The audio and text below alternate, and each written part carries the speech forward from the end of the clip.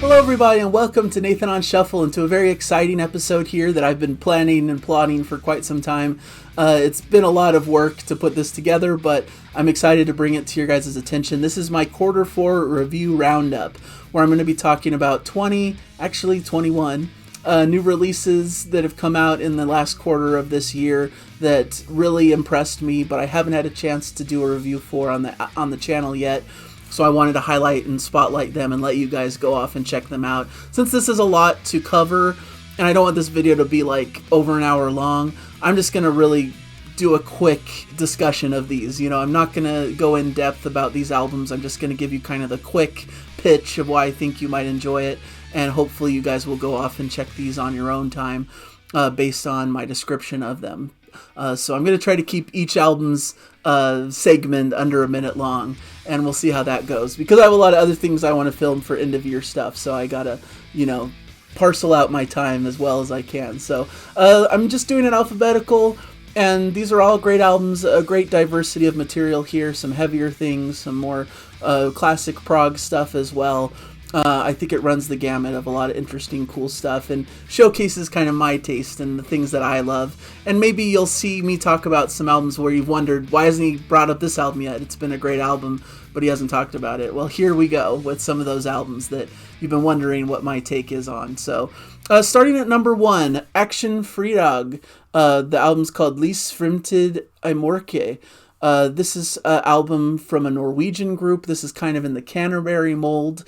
Sorry for butchering the name. I don't really know how to pronounce it, but I love this act. This is a collaboration between several Norwegian bands with a lot of guest contributions. It seems like these Norwegian acts kind of cross-pollinate and, you know, jump to all each other's bands and stuff. So you got musicians from Tusmork, Giorgio, Panzerpapa, Lupa, Mir, the Maria Orta band, Chronicles of Father Robin. All of these different groups have members that kind of go in and out and are part of these different things. But I love this group, Actionfredag, fantastic Canterbury-inspired prog, full of jazzy musical explorations, some Norwegian lyrics on board here.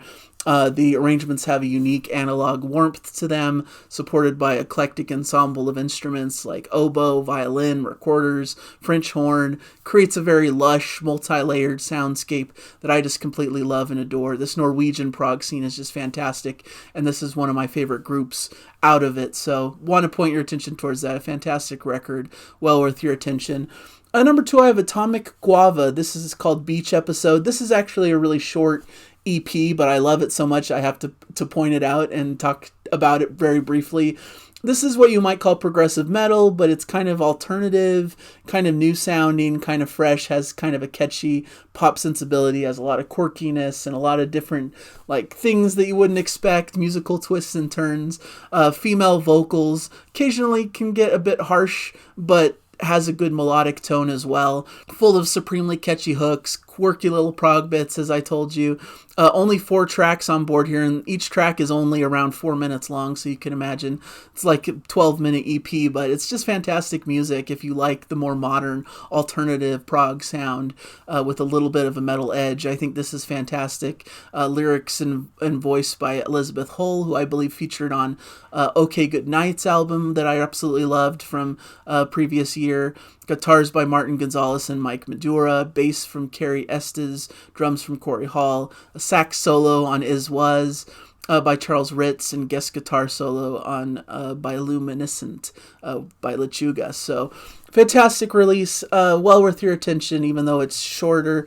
Want to point it out to you guys. Number 3 is a big album that's been getting a lot of attention. This is Blood Incantation, and their album Absolutely Elsewhere, of course, extreme prog metal, so to speak, from a band who's based out of the US, Denver, Colorado. And I feel like this has kind of taken the prog metal world by storm.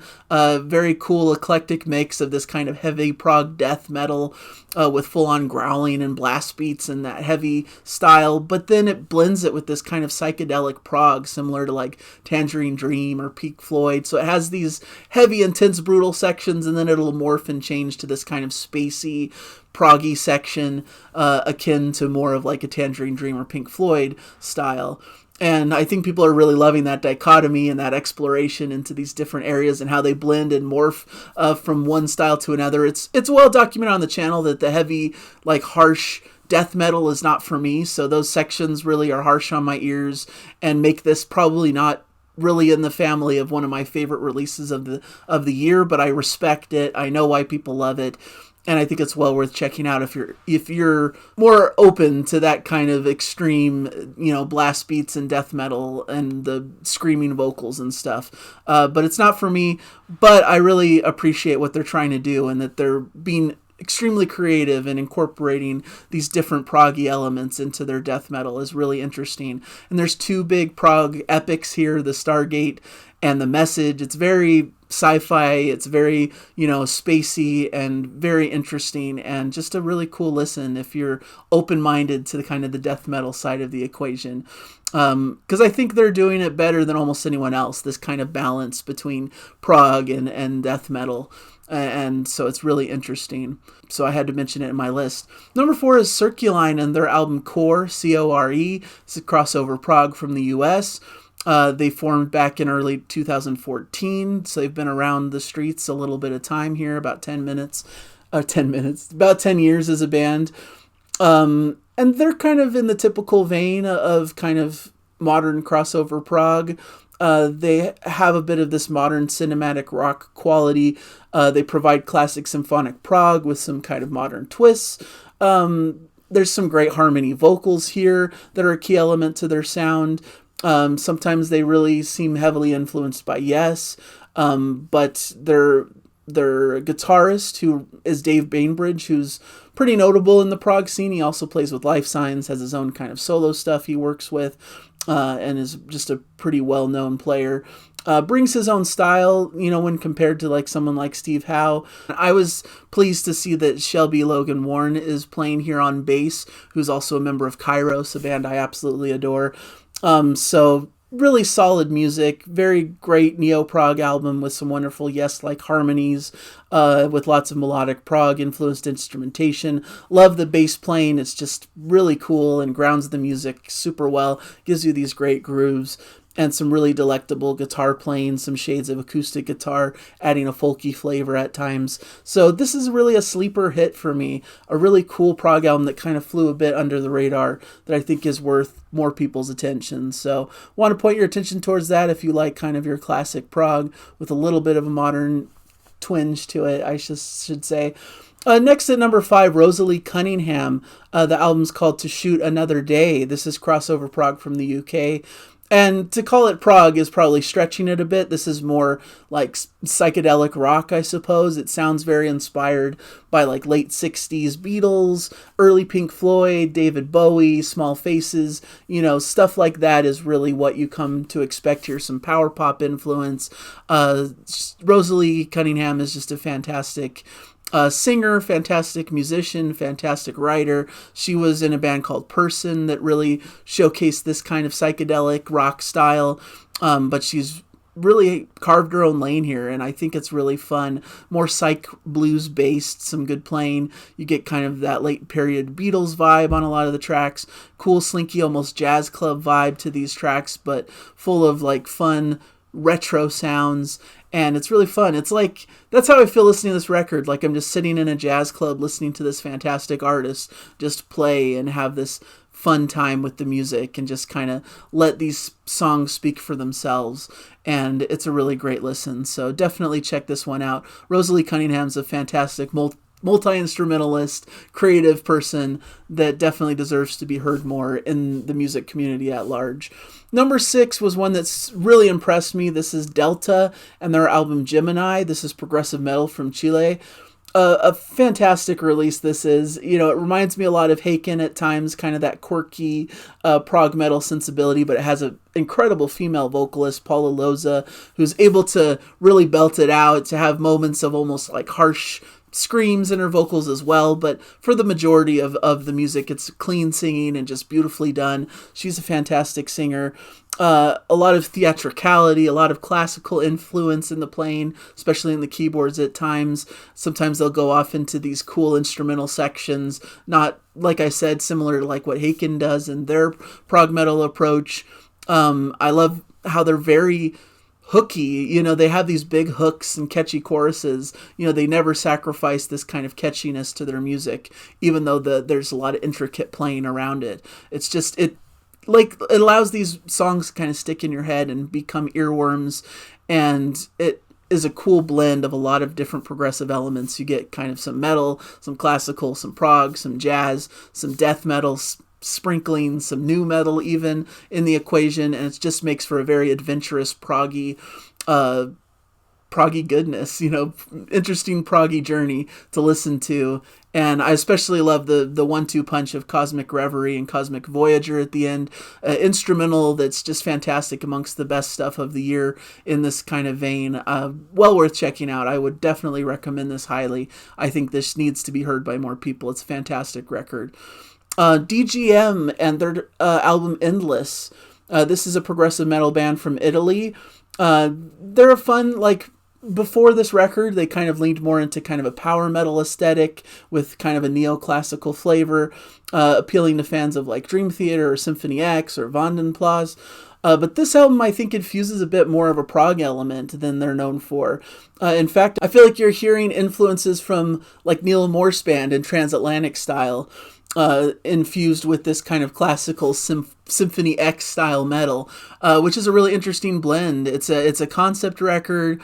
You get some flutes in the mix, bringing a bit of a folky atmosphere, kind of a Jethro Tull style.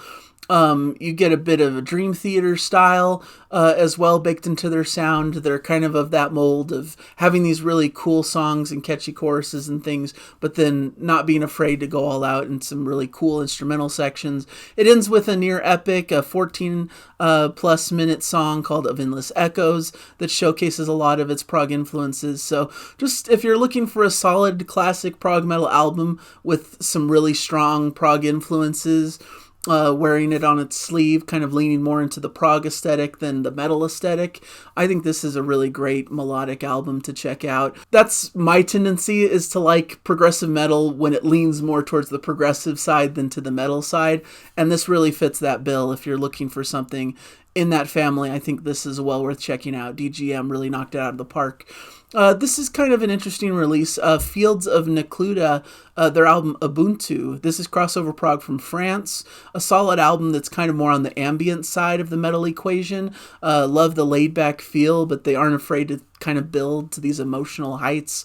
The first bit of the album you can hear kind of like Haken references, but I kind of lean more towards maybe a bit of a Leprous flavor or Mothers of Millions, and you know, it's really interesting. Some warm production here, really cool makes. There's some cool spicy proggy kind of stuff hidden beneath these layers, but for the most part it's a bit more mellow and laid back and kind of atmospheric metal for a lot of it. So it's a fantastic record, a cool experience, and definitely worth checking out if you're into that kind of flavor of some more ambient atmospheric metal with some touchstones of prog music and some moments where it builds to more emotional heights and to some bigger epic pieces. So definitely well worth your attention if you're interested in that. Joey Frevola, Art Supplies and Pain, progressive metal from the US. And to call it progressive metal is really not really giving you the full scope of what you can expect, because this is just eclectic, avant-garde type metal stuff that you're hearing here. Joey Frevola is also a member of Kairos, as I've mentioned, so these members of Kairos are getting around. This is a fantastic, eclectic mix of weird stuff, so to speak. You know, very much, I brought to mind a lot of like Danny Elfman style, just really off-the-wall kind of bizarre stuff, but still grounded in really cool melodic treats here and there. But every song is diverse and has different things going on in the mix. Think of kind of a Frank Zappa-ish approach as well.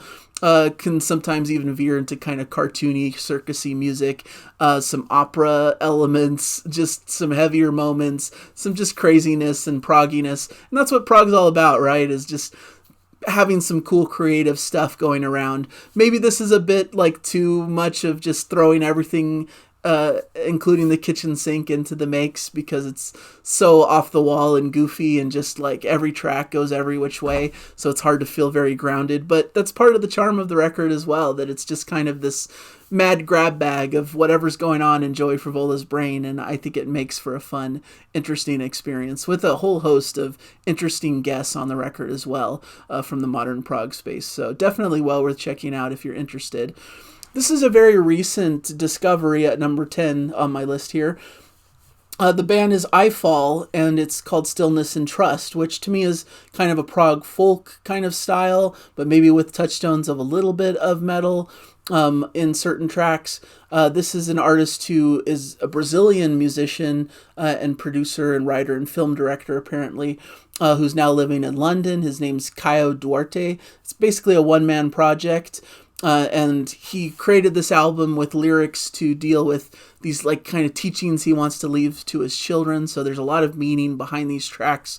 But to me, it kind of makes me think of this kind of more folkier side to Lunatic Soul, if you're familiar with their material, and some of their like kind of electronica elements.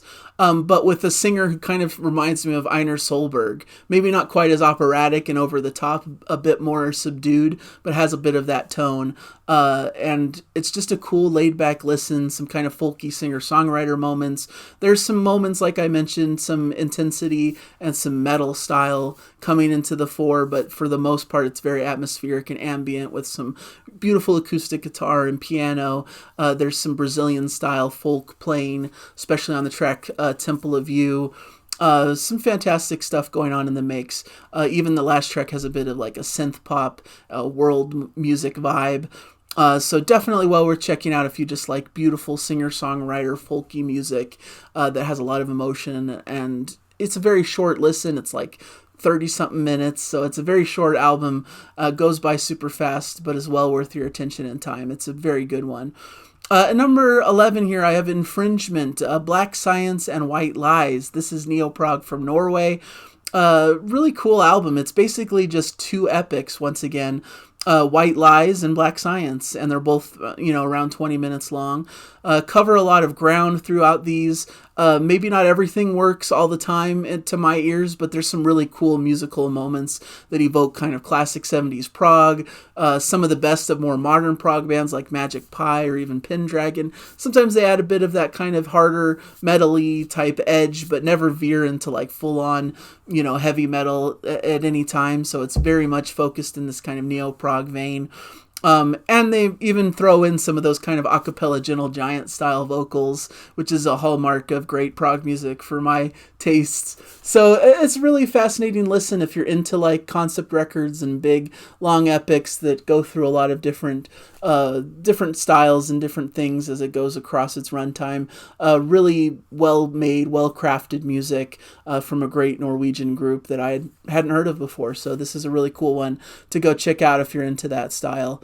Next I have Jupiter Fungus and their album Garden Electric. I've been seeing some buzz for this group. This is symphonic prog from Greece, and has a bit of kind of a Canterbury style, some prog folk, some flute work that's very expressive and very to the forefront of this material, bringing a bit of a Jethro Tull style flavor. The vocals are a little bit of an acquired taste to me, at least. A bit more kind of a spoken word vibe, not totally my thing, but the music behind it is just excellent. I can't deny how fun the music is, how it brings that kind of Norwegian prog aesthetic a little bit, kind of like bands like Wobbler and Two Smork and all of that kind of stuff. But it brings this kind of cool classic prog aesthetic, harkening back to all the classics of that genre, and it has a folkier vibe. I love the flute playing, just fantastic. It's only 4 tracks. Each one is, 10 plus minutes long-ish. So you get a lot of cool meaty tracks here to dive into, but it's not too lengthy of a record. It's a good one to just like dive into and get the flavor of. And if you like kind of that classic flute-driven prog, and some of that more Scandinavian stuff that's really to the forefront in modern prog, I think it's going to be up your alley. Definitely well worth checking out and a fun album to listen to. Next I have Klone and The Unseen. This is heavy prog from France. They have a very signature style, this group. Atmospheric yet hard-hitting at the same time, very dense and emotional. It kind of blurs the lines between like prog and metal. Like it doesn't feel like full-on metal really, but it has the intensity and heaviness of metal just because of the emotional weight and the punch that they pack with their music. So really cool sound. I love that there's a bit of saxophone elements in their track Interlaced that starts the record. Great soaring vocals here, an anthemic feel. It reminds me of a lot of their contemporaries, Riverside, bands like that have a lot of emotion, kind of flirt with between prog and metal.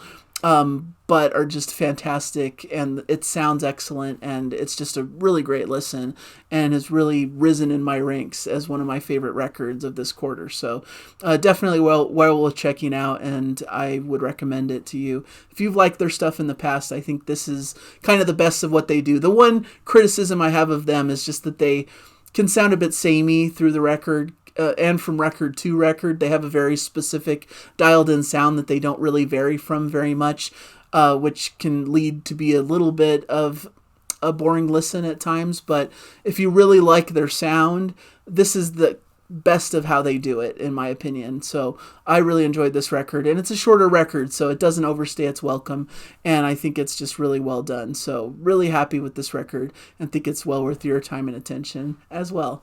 Needlepoint have an album called Remnants of Light. This is crossover prog from Norway, and I saw this description online somewhere of someone saying this is kind of like what if Paul Simon had been born in Norway and fronted a prog Canterbury band. That's kind of what you get here. The vocalist is reminiscent of Paul Simon, and it's a very Canterbury influenced sound. Nice throwback, pleasant Canterbury sounds, some vintage instrumentation. Feels accessible, but has these cool prog flourishes thrown in for good measure. The tracks are all fairly short, and it's easily digestible, I'd say. It has a lot of gripping melodies that, can easily be listened to by anybody.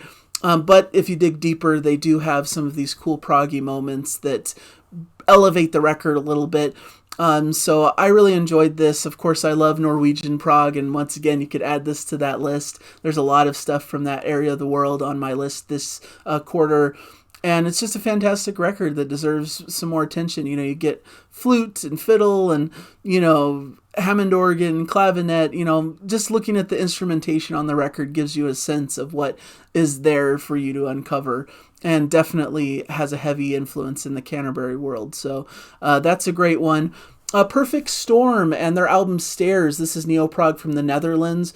And I quite liked their previous record to this one, and this one follows in the same tradition. It's wonderful female-male vocals. I feel like the production is a little bit amateur for me. I wish it was a little bit crisper and cleaner, but it's fantastic music all the same. It doesn't really go heavy full-on prog. I feel like there's proggy moments, but to me it's more like kind of arena rock or just AOR rock done expertly well with some catchy moments, some great dual vocals. Sounds really smooth and pleasant, but it has a little bit of an edge, brings kind of a heavy rock edge to it, and just the right prog tinge to kind of make it more interesting than just your standard rock music. So really catchy melodic rock, and the vocals really work well in tandem, and there's just some really excellent tracks here to spend your time with. So if you like that kind of stuff, I think it's definitely well worth your time and attention. It's just a fantastic record, and showcases a lot of great musicianship and a diverse well of sounds that they draw from to create this just really pleasant, catchy rock music. Number 16 here on my list, I have Stop.Drop.Rewind and their self-titled record, kind of self-proclaimed emo prog band from the US. This may not be for everyone because it doesn't really hail back to like the classic prog period as much. It's more in kind of a newer vein, and it reminds me a lot of kind of the new metal type stuff I liked as a teenager, kind of that early 2000s kind of alternative scene. But it has a bit more complexity, and they add these kind of math rock style sections and jazzy kind of moments, and it brings a little bit of elevation to this material. So to me, it's a really fascinating juxtaposition, since I enjoy both of those worlds, to see them kind of combine into a really fascinating, impactful record. And if you just like really solid, cool, catchy rock music, there's plenty of that on board here. So there's just really cool experimental math rocky moments, cool proggy jazzy things thrown into the mix, but all in this kind of baseline of 2000s new metal alternative music. And if that's your thing, if you're interested in that, I really enjoy it. I think about Coheed and Cambria and some of these more modern bands in that ilk, but they definitely have this kind of punky, kind of emo style at the baseline of what they do. And if that's not for you, I understand, but if you're into that at all, this is a really cool version of it. So definitely wanted to give some attention. The next one, there's no way I could pronounce this, but this is Thy Catafalque, Guyonora Elmok Ezuten Jonik. This is experimental post-metal from Hungary, and this is one of the heavier releases on this list. It definitely can move into like the blast beats and heavy like growling vocals as well, but I think it's a good balance between those heavy death metal-y type passages, but some folky kind of progginess throughout with some clean vocals and some interesting quirk. There's a lot of cool guest musicians. There's a lot of cool sections that move to different things. I really like the classical and acoustic influences here, and there's a cool sense of nostalgia throughout the record. It says that over 20 musicians contribute to this album, including singers and frequent collaborators, Attila Bakos and Martina Veronica Horvath. So you get some female vocals, you get some male vocals, you get a lot of different instrumentation. It's very quirky, can sometimes be a little bit off the wall and a little bit strange, a little bit avant-garde, but it's still grounded in a lot of great melody and beautiful passages. So an album that really grew on me, that I really enjoyed. I think this could fit firmly in kind of the Devin Townsend style camp, perhaps, with a bit of that style. And so if you're kind of thrown off, of course, by the death metal stuff, this probably isn't for you, but if you're a bit more adventurous, I think there's a lot of interesting proggy stuff to get into here. Next, I have Vola and their album Friend of a Phantom. This is progressive metal from Denmark. Really cool band. I really like their sound. I haven't followed them very closely up to this point, so a lot of people are finding this album to not be quite as good as their previous ones, but I really enjoyed this. It's a cool mix of progressive metal and djent with some pop influences. That leads to some heavy moments, but it always remains catchy and fun and sufficiently groovy to my ears. Feels like, in my mind, I think of them as a more metal-oriented Von Hertzen brothers, which is a band I absolutely love in more of the kind of the classic rock space. But this has some fantastic tracks. Cannibal, that opens the record, adds a bit of growling and intensity. Break My Lying Tongue is a perfect example of what they do with this really addictive synth line and catchy chorus, but still has that cool heavy metal crunch. Glass Mannequin goes into more of a ballad mode with some great vocal harmonies. So I just really appreciate what they do here, that they add a pop sensibility. There's some cool kind of 80s synth pop kind of style baked into the mix here as well. Some great harmony vocals, but they never sacrifice the heaviness and the darkness that they have come to be known for. A lot of people felt like this album was very similar to their previous one, Witness, maybe a pale version of it. But as a person who doesn't really know that album very well, I just find this to be a really solid record. It's only 40 minutes long, but packs a punch and is a really fascinating listen. Next, we have Weather Systems and Ocean Without a Shore, crossover prog from the UK. This is out of the ashes of Anathema, which announced their hiatus in 2020 due to financial burdens of their career and maybe some different things going on personally for the band, leading to kind of the brothers who formulated the band to split apart and do different musical projects. So this is the project of Daniel Kavanagh, and it seems like it was a lot of material that they were planning for a future Anathema release, so it sounds very Anathema-like. Has a lot in common with some of my favorite of Anathema's material from their albums. We're Here Because We're Here, and Weather Systems to me are kind of the pinnacle of Anathema, and this has a lot of that flavor and a lot of callbacks to that era. And it's just fantastic, atmospheric, beautiful. It has these kind of repetitive sections, but they build and they're so beautiful to listen to. Some great vocals, some harmonies, some great moments, some shoegaze kind of style. Just has everything that you'd expect from Anathema. I do have to admit I miss some of the vocals of Lee Douglas, who is just such a fantastic addition to the group, and of course Vincent Kavanagh is such an important member as well. So it does feel a little bit like it's missing something to me, But I can't deny that it's just fantastic music. It sounds incredible. It's well produced and is right in line, right in step with classic newer Anathema, from their more proggy atmospheric period. And if you love that music, this is going to be for you. It's going to be a fantastic listen. Just a couple more here. I know I'm going over time a little bit, but I've got the Winstons and their album Third. This is kind of a Canterbury style album from a band from Italy. And it takes a lot of kind of power pop style influences. I saw online someone say take the Beatles, Caravan, Jellyfish, Moon Safari, Tears for Fears, add a dash of Gong and XTC, and that's a bit of what you could expect to hear from this album. An Italian trio that are exploring kind of Canterbury infused prog rock, but with a lot of power pop sensibilities, a lot of catchy moments and melodies. To me, the first track, Break the Seal, which is about 12 minutes long, really gives you all you need to know if this is going to be your thing or not. Definitely giving you a wide breadth of influences and being a really cool suite of music that has plenty of pop hooks, cool harmony vocals, Canterbury style moments, some prog flourishes here and there, and the songs continue to have a lot of cool bright power pop styles, cool throwback flavors, heavy dosage of the Beatles and their classic material. So it's not fully prog to me. It's a bit light on the prog elements, if I'm being honest. I wish it was a bit more complex and a bit more interesting, especially throughout some of these later tracks, but all in all, it's a fun, breezy listen. It has a lot of cool melodic things to hook onto. And if you like some of those bands I mentioned, then this could be well for you. So, fantastic record once again, and really interesting. And then finally, a really great record that just came out. This is a band called Wizrd, and their album Elements. This is eclectic prog from Norway. Norway, of course, is a big hub of progressive rock now. And this is another fantastic band. This album reminds me a bit of King Gizzard and the Lizard Wizard, with kind of a jam band flavor and just kind of a fun, loose kind of feel to it. And, they're just kind of jamming out this music in their garage. And I've always struggled with King Gizzard, if I'm being honest, because of their wild genre flipping and just, I don't find much to grab hold of, but this is like the full-on prog version of it. So I like this a lot more. They bring a bit of that classic prog flavor and sound like a lot of the other Norwegian prog at times, like Wobbler.